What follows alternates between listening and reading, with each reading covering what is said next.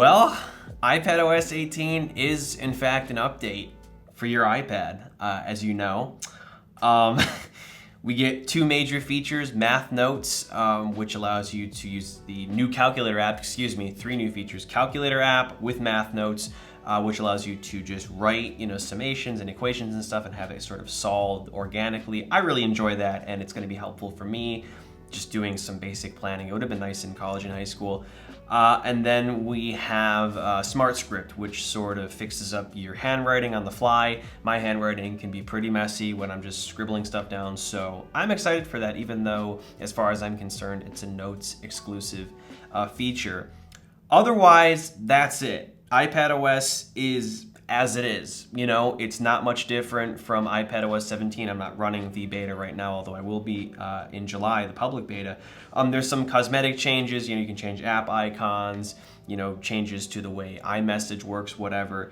So it's not like it's not different at all, but fundamentally, it is the same operating system. And if you watched my 13-inch review, I was raving about the hardware. I was like, this is the best Apple hardware in general I've seen in a while. Crazy display, crazy new processor. This is the first iPad with an M4 chip, or just product with an M4 chip, so that's unprecedented. And I said, it just wouldn't make sense for Apple to not give this specific, hardware an update that it deserves. And I said, they fixed up the iPhone, they fixed up the Mac line in 2020, they, launched Vision Pro, lots of stuff has been happening in the background. So I speculated. I was like, clearly there's no more distractions. There's nothing else to prioritize. This is the year of the iPad. And hardware-wise, absolutely. I mean, this thing is, including the 11 inches, just a marvel of engineering, amazing hardware. But yeah, it still is sort of held back by a clunky operating system. And clearly, Apple Intelligence AI was sort of a priority, more of a priority than we probably expected.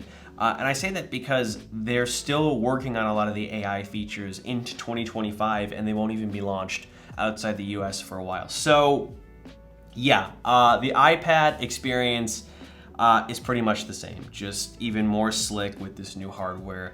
And unfortunately, it's just kind of clunky, especially on a 13-inch model. As much as I love it, as much as I love how thin it is, as much as I love, how just sort of large it is as a canvas for the keyboard accessory, I find myself gravitating once again to the 11-inch model. This is the size that I started out with from the start in 2019, so it's sort of funny coming full circle. So yeah, in this video, I want to talk about why I like this iPad, why I would recommend it as of 2024, because you can definitely spend money on this hardware. It's amazing, but if your workflow isn't particularly niche, I would recommend, buying something that just makes more sense. And that's what this video is about. So first of all, as I reference my notes here, not so nonchalantly, this thing, even though it isn't as thin as the 13-inch, 5.1 millimeters thin compared to 5.3, not that big of a difference, but still you can kind of tell this thing is still very thin and light. The previous gen 11-inch was very thin and light. So I really enjoy that, and not only that, it's smaller, more compact, and out of the way. I enjoy the fact that I can just kind of have this open as sort of like a netbook sized thing, sort of the same size as like a 11-inch MacBook Air from back in the day. And especially because, this is just not as capable software-wise as my MacBook Air, I just don't see the reason to have anything bigger than this. If I want to just sort of get something done, a quick task, maybe an email, maybe some web surfing, maybe some writing. The fact that this is small and out of the way and can sort of not take up, way too much space on my desktop, that's something I enjoy.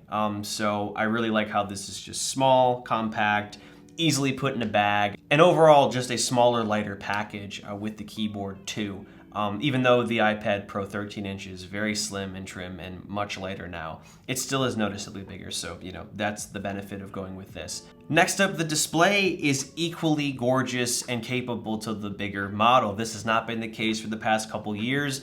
The 12.9-inch iPad Pro got mini LED with really high dynamic range back in 2021. The 11-inch model did not. It stuck with an LCD. Nice panel, but not as nice as the bigger one. Now we have tandem OLED in here as well, which is why it's more expensive, and which is why the 13-inch model is more expensive too. So you're not compromising on the display display quality anymore. So that's another reason to go with an 11-inch, because in the past it's like, okay, I want the best display, I gotta go bigger. Here you have the same situation going, and it's gorgeous, let me tell you, for consuming media, for editing photos, whatever, which I'll kind of talk about later. But I mean, it's great for watching a movie, watching TV, consuming any kind of content, and it's just super bright in general. Just if you want to use Safari or just any app. I'm a brightness freak. I have my iPhone at max brightness all the time, and I just wasn't very satisfied with my iPad's brightness for a while, especially outdoors. So this, yeah, like on top of the other option, the nano texture option, which can sort of disperse light better, you're gonna have a lot better of a time in more challenging lighting conditions, even with the glossy one, because the brightness is just so profound. And just it's a lot. 1,000 nits is nothing to scoff at, and it's very impressive for a display of this size here. Not to mention it's also 120 hertz, like all the other iPad Pro models for a while. But still, this is a fantastic panel, and I really enjoy using it even at this size. And with that said, here too, I guess the display sort of brings to mind battery life. I don't have any major figures here, although I'll pull up my usage. It has, all day battery life. I mean, I haven't noticed that much of a difference between my 13-inch model. It isn't perfect. I wish that the iPad had better battery life, although they wanted to make it thinner. So, at least we get the same figure. Hopefully in the future, as processors get more power efficient, we just get more and more screen on time, because I don't know if they should make it much thinner than this. I don't know how that's really possible. But no, it has decent screen on time, for the regular stuff, web surfing, video watching, whatever you want to do. And you get a new battery. So, I'm sure some of you are thinking, if you want to get into the iPad ecosystem, or just to have an iPad in general, you might consider a used product. Well, if you buy new, you get a new battery with a warranty, but a new battery nonetheless, which will perform the best that it will perform because it's brand new. It's kind of an obvious thing, but again, the used market is very compelling. And I'm looking at my notes, this probably would have made more sense to mention before, but back to the screen here. The screen real estate is not bad. I mean, I started out with an 11-inch iPad Pro back in the day when I was in college starting out. And I don't know why I'm writing iPad when I have this brisket article here. Let me erase.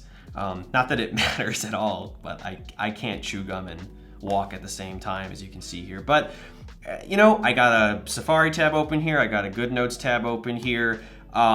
This is enough screen real estate. I've been getting away with an iPad mini for a while. That's been my go-to iPad for the most part, because again, just like my workflow is more Mac oriented, to be honest. And I want something with the Apple Pencil, because the Mac cannot sort of emulate this experience. You either have to connect your iPad to it with Sidecar or do stuff on here. So when it comes to, note taking and drawing and sketching and whatever, I like to be able to do that. And yeah, this is enough. And again, I like how it's compact. It's not like a whole giant thing. Not that I don't love the 13-inch, but it's just like, am I someone doing, like major illustration, animation, whatever? Do I need that canvas? The answer is no. If I did, I would probably gravitate towards the 13-inch more. But if I'm being honest, this is more than good enough for, some creative purposes here. I can open up Lightroom, for example, nice size for the user interface and all of that. We also got Final Cut.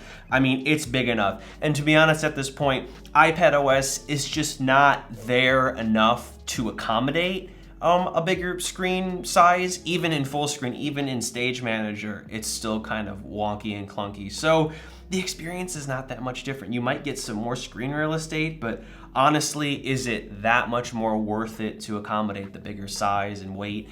I don't know. Maybe you want to do that. At this point, I don't. At this point, I don't think it's worth it, because otherwise I'm just going to gravitate towards my clunkier physically, but more convenient or more capable MacBook Air.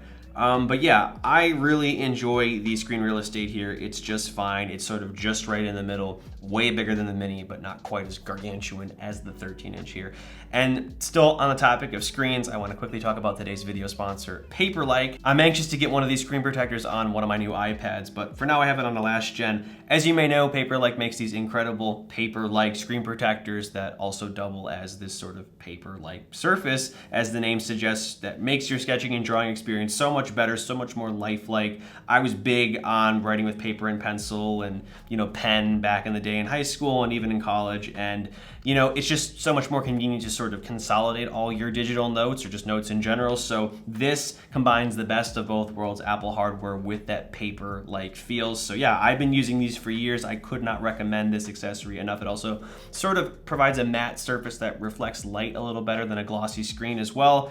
And yeah, this is the 2.1 version. It's come a long way since the first iteration. It uses nano dot technology, which is different from nano texture because nano texture is designed to disperse light better. It does not provide this sort of pencil on screen experience. Like, the texture is different. So don't mistake, nano texture display tech from Apple with this. This is a proprietary technology that, again, gives you this paper-like experience, which is unlike anything you've tried. It's really, really wonderful, again, for sketching and drawing. It's a must-have accessory for me here. They also sell pencil grips here. I have a Canupsi specific color variant. If you can see that, this is not available anymore, unfortunately, but they have other color variants that look really great. And yeah, this just gives you more of a grip on your pencil.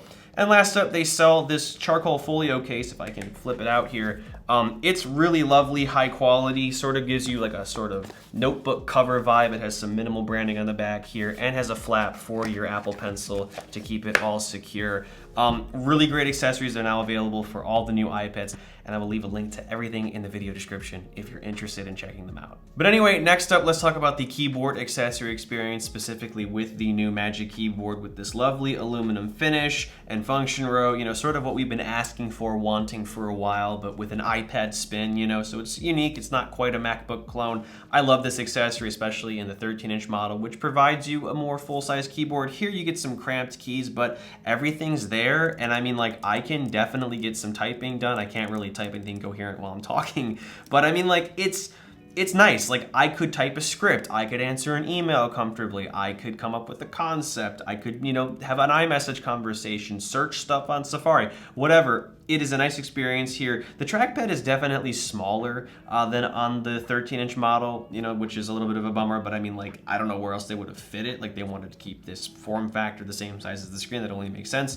But yeah, I mean, it is an equally high quality feeling experience, more cramped, but again here, for what I do, casual stuff with this, it's more than good enough, and the function row just adds to the experience as well. Not to mention, I think this size is cheaper than the 13-inch version, and of course the iPad itself is significantly cheaper, $300 cheaper, mind you, which brings us to our next point. We have the same power output here with this iPad. And yeah, I know that's kind of a duh point, but like, it's crazy that they crammed a brand new chip like the M4 into something this small and thin. Like, even the 13-inch blows my mind, but this, I don't know, like, it's crazy how this is like more powerful than like a Mac Mini, that has like an M1 or an M2 chip, which is like a proper computer with a fan and everything. I digress here. This thing is really powerful, even in the base spec, which has a 9-core chip opposed to a 10-core CPU chip, which I'll talk about in a minute here. But this is more than enough power than I will ever need for an iPad as of this point here. More than enough for, sketching, drawing, web surfing, like completely overkill times 3 at this point. The M1 chip is still great for all of that. But it'll provide power for more advanced stuff here, like an 8K timeline that I set up here. And also too, it'll make for speedy workflows in Lightroom and Photoshop and whatever I want to do with the Apple Pencil on here. The sky is the limit. I'm not going to run into any hardware ceiling here. Yeah, like, it's a ridiculously powerful tablet, and you don't have to pay an extra $300 to have the same power or thermals, I would imagine.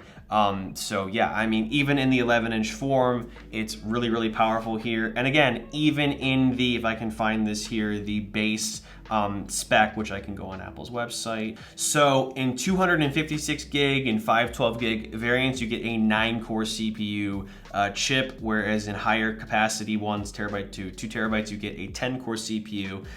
With 16 gigabytes of RAM. That's great. If you have a specific workflow that you're doing, if you're really going ham video editing or doing 3D CAD or whatever else on here, animation, lots and lots of layers, more power to you. You're gonna need that storage, and you're gonna need the RAM, and you're gonna need possibly a little boost in performance. But again here, for what I do, the base model is more than good enough here, and I find that 256 gig. I can never say it. Every time I say it, I'm like praying to God it comes out right without me sounding like a toddler. 256 gigabytes. Like, I don't want to say it italicized.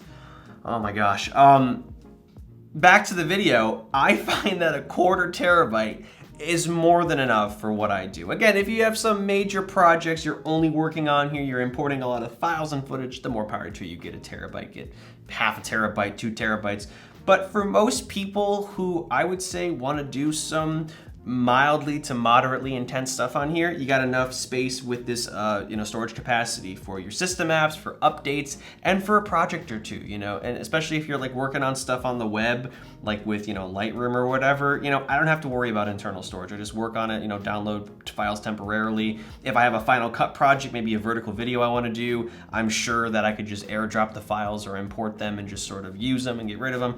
I mean, for $1,000, this is a pretty good situation here. So if you want to take advantage of all the new shiny iPad hardware, I think this is the best value, the base 11-inch model. I think that even if you are an iPad enthusiast, you're not going to be needing more than this unless you have a specific workflow, you're using your iPad as a reference monitor, which is not a bad idea because the display is 2 million to 1, but you could also use this model for that. You don't have to necessarily spend an extra $300 for that display.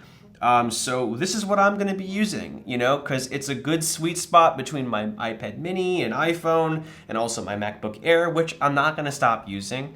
Until, Apple comes out with an operating system that rivals or is equivalent to macOS, but in a uniquely iPad way. That is yet to happen. We are still working with whatever this is. And, in a touchscreen format, it's not bad. I just want something that's more sort of comprehensive or whatever when attached to an external monitor or a keyboard case.